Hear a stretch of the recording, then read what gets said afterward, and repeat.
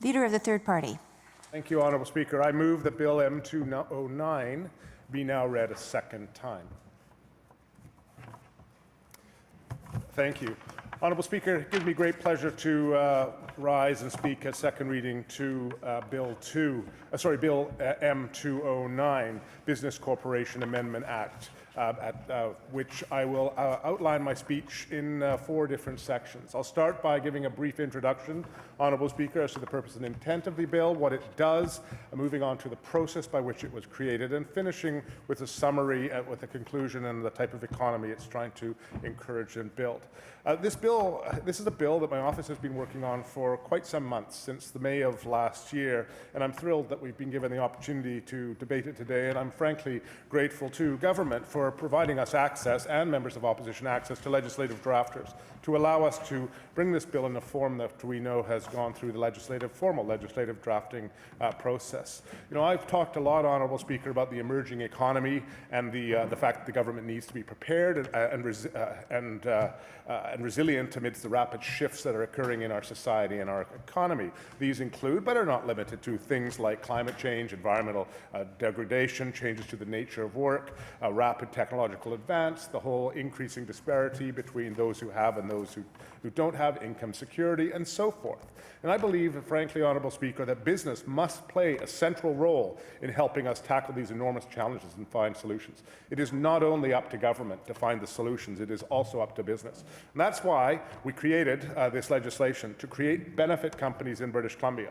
The idea for this legislation, Honourable Speaker, was brought to us from the business community, both small and large companies, from both small who are already using their business to do good and who wanted a clearer legal framework under which to operate. I think government, frankly, Honourable Speaker, needs to do more to encourage and support these types of businesses who have chosen to go beyond the pursuit of profit to also pursue critical social and environmental values. So what does the bill do? I want to start by highlighting some of the key elements of the bill. Number 1, it adds a new part to the Business Corporations Act, enabling companies to incorporate as benefit companies. It would provide a legal framework for companies that are committed to pursuing a triple bottom line, to embedding social responsibility and environmental sustainability into their company's DNA. These companies could take on expanded purpose, accountability, and transparency. The bill would require companies to change their articles to enshrine a commitment to act in a responsible and sustainable manner. This means they must, and that's important, the word must, take into account the well-being of persons affected by their conduct and endeavours to use a fair and proportionate share of available environmental, social, and economic resources and capacities. They must, again, also pursue one or more specific public benefits of a positive effect on society or the environment. Another key component, Honourable Speaker, of the legislation is that it creates new duties for directors of benefit companies. They must, again, I use the word must, balance their duty to act in the best interests of the company with the new duties to act with a view to operating their business responsibly and sustainably, as well as to promote specific public benefits. And I want to come to highlight this a little bit more because I think this is an important element, a key element that we need to highlight. Now, right now, it's clear. Our case law already makes it very clear that directors may, it's a very important word, may as opposed to must, consider broader stakeholders as they consider their duty to act in the best interests of the corporation. The federal government recognized this and is now codifying this into the Canada Business Corporations Act. That's a very welcome move, frankly, that the federal government's doing in making it clear that all directors have the ability to consider broader stakeholders in their decision making. They may consider. And that's based on the case law that arose from the BCE case, the very famous BCE case, that enshrined at the Supreme Court level that directors may, in fact, go broader than just fiduciary responsibility. We also know that this considering broader stakeholders in their decision-making is one thing, but also that Canadian directors are not bound by a shareholder primacy rule. This bill does something different. It does something very different, goes further. It creates a duty for directors of benefit companies to act responsibly and sustainably to promote public benefits. More than this, it requires directors of benefit companies to balance their existing duty to act in the best interest of the company with these new duties to act responsibly and sustainably and promote public benefits. Again, I come back to this. This was an issue brought to us by small and large business looking for certainty and looking to reduce risk as they move forward in these directions. It's important to note that nothing in this legislation precludes the directors of an ordinary company from also considering other interests, like employees or the environment, when acting in the best interests of the company. This does not preclude any existing company from doing that. But benefit companies must also report their performance against an independent third-party standard, which must be developed by a person or entity that is unrelated to the benefit company. The reporting must be done annually and must be available to the public. This element is important to ensure transparency for suppliers, purchasers, and customers that the company is indeed living up to its stated goals. I hope that this requirement will spur innovation in BC, Honourable Speaker, and that strong local standards will emerge for benefit companies to use, as put forward and adjudicated by strong BC-based third-party verifiers.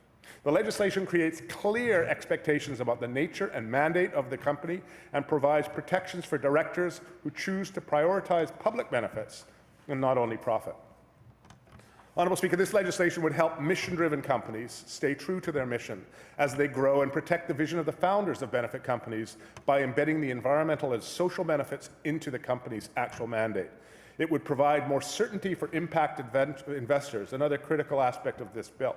The impact investors are looking to invest in mission-aligned companies of the nature and the mandate of a company, but what's critical to them is that they not have an asset lock that existed in very fine enabling legislation for the creation of what are called C3s in the province of British Columbia, put forward by the BC Liberals in the last session. That doesn't affect that at all, but what it does here, the asset lock associated with those C3s precluded impact investors from actually moving forward because you invest and you can't get your investment back out. This would allow impact investors to actually know that the company is triple bottom line and is actually one focused on a much broader mandate than just fiscal benefit for the shareholders. The Act would provide more certainty for impact investors looking to invest in mission-aligned companies, as I said, and moreover, this legislation would provide a simple framework for companies to adhere to that is legally and commercially recognized. The choice to become a benefit company is completely voluntary. There's no requirement. It has no impact on existing corporations and no tax implications at all.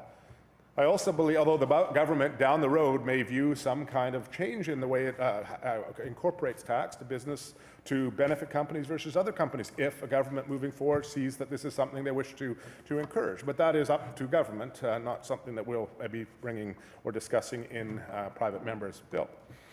I also believe, Honourable Speaker, that the benefit company legislation would be complementary to existing structures in place. And I want to recognize again, come back to this, the leadership and initiative put forward by the previous government in creating the so-called C3, or community contribution companies that I spoke about. You know, I see C3s and benefit companies as different ways on a spectrum for government to support socially and environmentally responsible business forms. Now, I've heard, and we've consulted extensively from many businesses, that the C3 structure is simply too restrictive for many for-profit businesses, since they would need to fundamentally change their corporate structure and reduce their ability to attract investment. We can and should, frankly, provide another option to support sustainable and responsible businesses in BC. The C3 structure works wonderfully if a not-for-profit is looking to create a business arm that is permanently associated with the not-for-profit, because the asset lock of the company associated with the not-for-profit is the not-for-profit. So any profits must be flow back to the not-for-profit. That works well in that case. It does not work well for a for-profit business venture which is seeking to do more than just fiscal bottom line. I'd fully support any efforts to continue the work started by the previous administration to support C3s. Steps in this direction could include, for example, doing more to promote the C3 brand, enhancing public awareness of C3s, and providing tax incentives and benefits for investments in C3s. So this, again, is not something that we believe competes with C3s. It's something that we believe is very complementary to C3s, but gives certain classes of companies, those that are looking to triple bottom line and not have to worry about the asset lock associated with the C3, to actually incorporate and move forward in that manner. I'd like to take a few minutes on Section 3 here to discuss the process that led to the position we're in now. And as many obviously who are aware, Honourable Speaker, I first introduced this bill for debate last May with the purpose of starting a conversation of that legislature. And we had a discussion, a debate, and passed second reading. And over the following months, we worked as a caucus very hard to consult stakeholders and experts from across Canada, frankly, and elsewhere, to make sure that we got the details right. We met with many, many business leaders, as well as leaders in social enterprise and owners of C3s, about their goals for a sustainable economy and how this legislation would fit in, or what we needed to do to ensure that we were able to build support. We also undertook an extensive consultation with the BC branch of the Canadian Bar Association to get insight from them as to the various legal questions that might arise from this. And throughout this process, we worked closely with the legislative drafter, the one that we've assigned to this project, to craft this amendment in order to ensure that it is legally enforceable and that it works well and consistent with existing BC laws. And of course, we consulted with government through the Confidence and Supply Agreement Secretariat.